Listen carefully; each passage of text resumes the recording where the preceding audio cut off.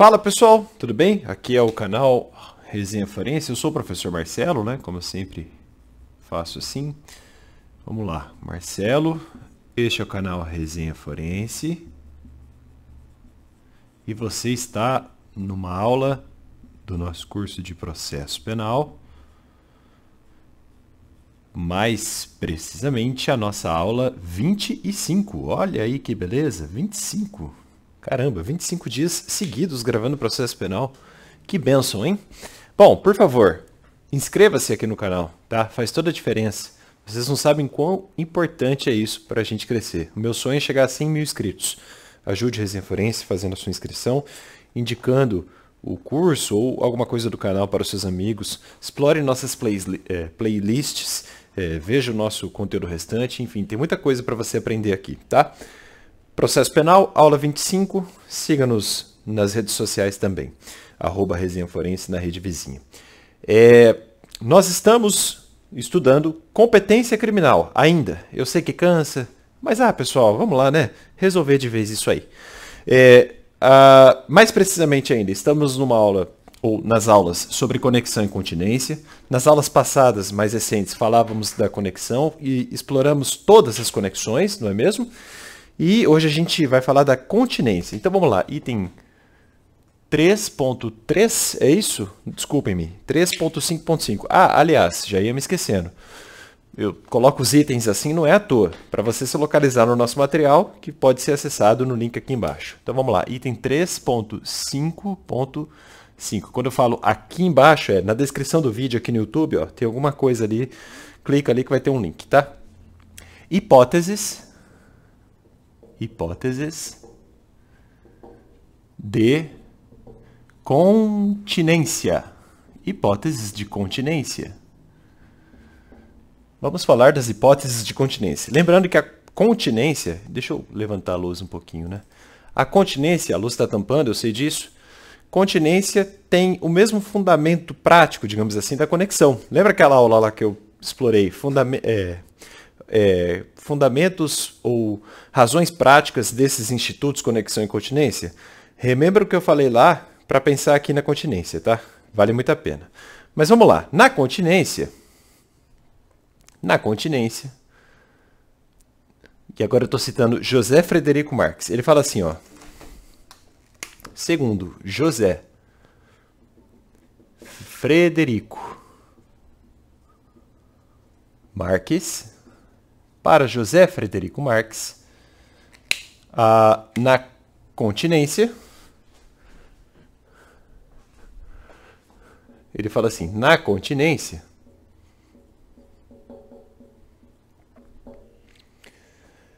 vírgula, as infrações penais, na continência, as infrações penais, ou estão ligadas entre si, ou estão ligadas entre si, ou estão ligadas entre si pela unidade de ação,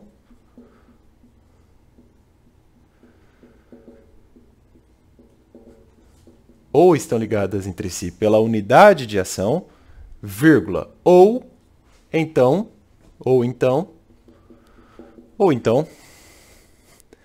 a infração única com pluralidade de agentes. A infração única com pluralidade de agentes. Olha aí. Então, segundo José Frederico Marx, na continência, preste atenção nisso, as infrações penais. Olha o plural, infrações penais. Ou estão ligadas entre si. Estão ligadas entre si pela unidade de ação, ou então a infração única. E aqui desaparece o plural, né? Infração única com pluralidade de agentes. Pluralidade de agentes, mas infração única, conexão intersubjetiva não é. Conseguem? entender por que eu aprofundei bastante na conexão e como agora vai ficar um pouco mais fácil, vejam, esses assuntos precisam de um cuidado. O pessoal joga, assim, já denunciei aqui, né? O pessoal menospreza essa matéria. Vai cair na sua prova. Você vai me agradecer por isso ainda, tá? Aliás, vai te ajudar na prática forense, vai te ajudar a ser mais justo também. Então vamos lá, José Frederico Marques, na continência, as infrações penais. Então, ou a gente tem infrações penais ligadas entre si por uma unidade de ação, ou uma única infração com pluralidade de agentes. Vamos adiante. Ó, a lei arrola os casos de continência em dispositivo separado. E nós temos aqui o artigo 77 do Código de Processo Penal. Artigo 77 do CPP. Como eu sempre faço aqui, vamos ler a lei. As pessoas pararam de ler a lei. A gente estuda direito, gente. Tem que ler a lei, pô. Mas a gente também tem que estudar filosofia do direito, né? Compre o meu livro, Direito Natural Contemporâneo. Organizei com os professores Frederico Bonaldo e Marcos Paulo Fernandes de Araújo. Tem gente do mundo inteiro escrevendo ali. Ó, até o ministro da Suprema Corte Espanhola. Estude filosofia do direito. Mas vamos lá, artigo 77 do CPP. O caput fala, a competência será determinada pela continência quando? Então, ó, a competência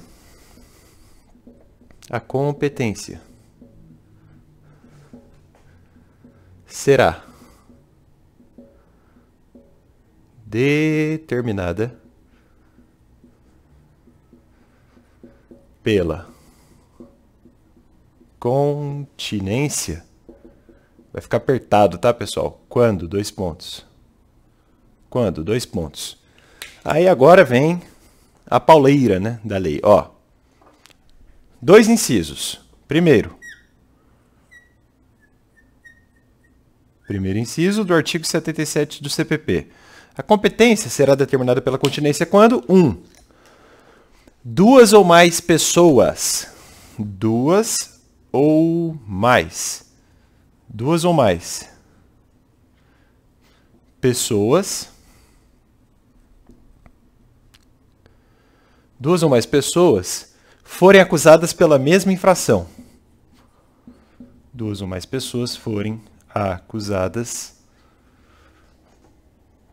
pela mesma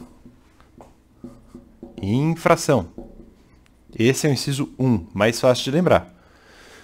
Então, a competência será determinada pela continência quando, inciso 1º, duas ou mais pessoas forem acusadas pela mesma infração. Inciso 2, e eu vou colocar um asterisco já. Ó, já vou avisar de antemão, vai ficar mais fácil. Se vocês abrirem aí o Vademecum de vocês, hoje, nesse dia, 23 de junho de 2023, se vocês abrirem o Vademecum aí, vocês vão ver uma citação do código, uma remissão legal aos artigos 51, parágrafo 1º, 53, segunda parte e 54 do Código Penal. Hoje a gente tem de ler isso aí diferente, tá? A gente tem de ler esse dispositivo pensando hoje nos artigos 70, 73 e 74, porque o Código Penal foi reformado e este dispositivo do CPP não foi atualizado, mas a doutrina é pacífica, tá? Em admitir que a gente tem de fazer, digamos, essa atualização riscando o Vademecum. Não tem problema nenhum, tá? Os institutos continuam os mesmos. Então, vai ficar assim, ó. Haverá continência. Eu coloquei esse aviso, né? Ó. Então, fiquem atentos a esse aviso que eu coloquei. Mas, ó, no caso de infração cometida, diz o inciso 2, no caso de infração cometida, no caso de infração cometida, diz o inciso 2, nas condições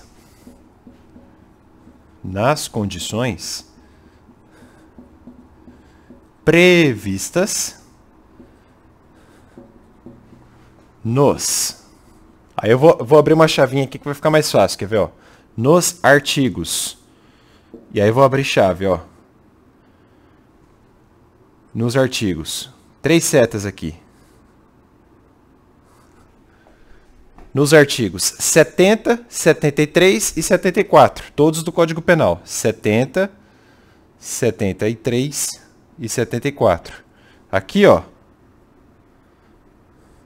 obviamente, todos do Código Penal, tá? Então, nessas situações, há continência. Ah, Marcelo, que situações são essas? São essas aqui, ó. O 70 traz concurso formal de crimes. Concurso formal de crimes. Vai estudar a teoria do delito. Concurso formal de crimes. Uma conduta, 2 ou mais resultados. Exemplo clássico.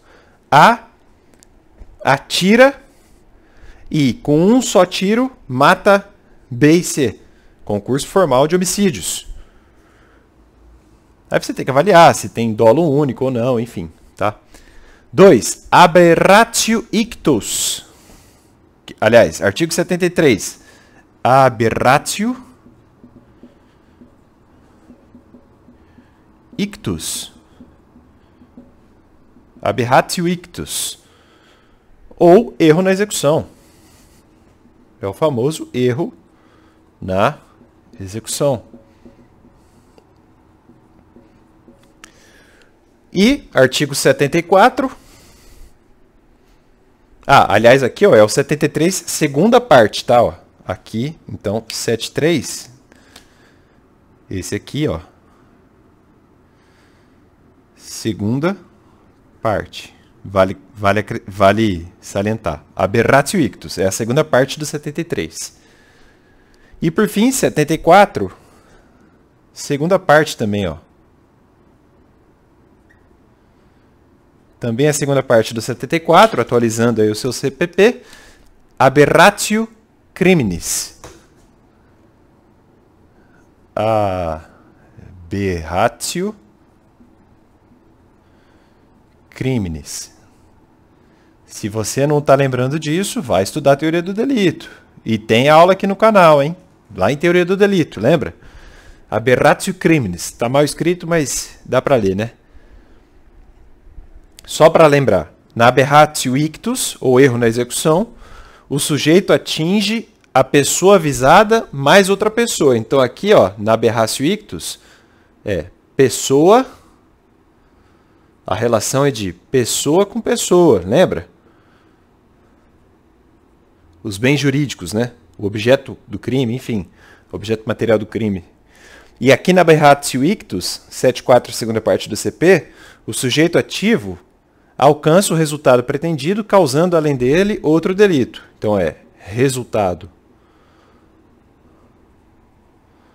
pretendido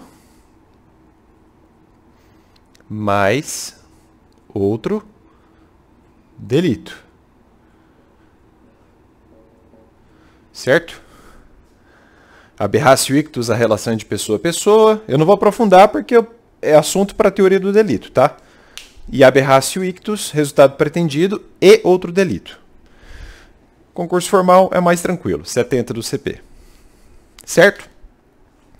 Então vamos lá, ó. Conforme doutrina, conforme Heráclito Antônio Mocin, o que se verifica diante da continentia causarum,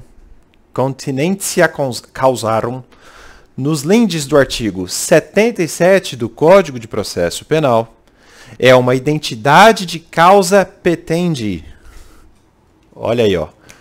Então, haverá essa continência, então, com uma identidade de causa petendi. Identidade de causa de pedir, digamos assim, né? Identidade de causa petendi, diz Heráclito Antônio Mocin. E ele ainda diz, uma vez que os coautores ou partícipes, de regra, responderão pela infração típica no mesmo processo, ou então a unidade de conduta lá do concurso formal deverá ser objeto de uma única apreciação de natureza judicante. Perfeito. Lembra no concurso formal? Não tem lá responde por 1 e coloca uma majorante de tantos, de tal fração. Como é que o juiz vai fazer a análise do concurso formal se você não colocar o processo em continência? Se você não colocar no continente o contido, né? No concurso formal a gente tem justamente isso, crime 1, crime 2, sendo em um só processo, relação de continente e contido. E ó, não tem nada a ver com a continência do processo civil, hein? Não vai confundir as coisas.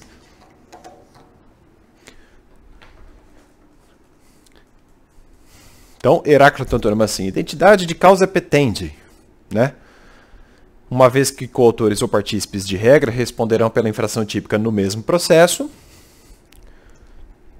ou então a unidade de conduta lá do concurso formal deverá ser objeto de uma única apreciação de natureza judicante. Perfeito. A redação da lei, que eu coloquei aqui na lousa para vocês hoje, é criticada pelo Pacelli, Eugênio Pacelli. Ele diz assim, o processo penal brasileiro adota uma conceituação absolutamente inadequada. Por isso que a gente tem que ler doutrina. A lei não é tão bem escrita. Vide a doutrina reclamando.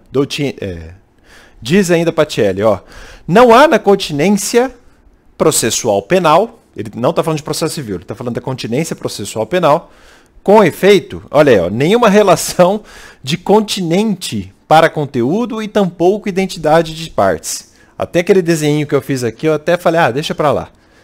Então, não há na continência do processo penal uma conceituação, uma relação de continente para conteúdo. De fato, por exemplo, no concurso formal, eu coloquei os 2 crimes aqui nas bolinhas, né? Mas eu coloquei dois homicídios. Não é que um seja menor que o outro. Não, na verdade, não tem essa relação continente e contido, né? Mas, enfim, para ser didático, lembra disso. E tampouco identidade de partes, né? Mas há uma identidade de causa de pedir. Enfim, conforme Heráclito. Aliás, diverge do Pacelli o nosso querido Fernando da Costa Tourinho Filho, né? Os 4 volumes aí do seu curso. Clássico, né? O Tourinho Filho diz, na continência, como o próprio nome indica, ou como o próprio nome está a indicar, uma causa está contida na outra, não sendo possível a cisão. Você pode pensar assim, mas não que uma, digamos, seja maior nem menor que a outra, mas você pode realmente pensar numa coisa absorvendo a outra, né? Uma coisa absorvendo a outra. Imagine um concurso formal de 3 crimes. Querendo ou não, os 3 ficam no mesmo processo. Mas não é que um seja menor e o outro seja maior e aí absorve, não é isso. Mas para lembrar, você pode pensar assim nisso, tá?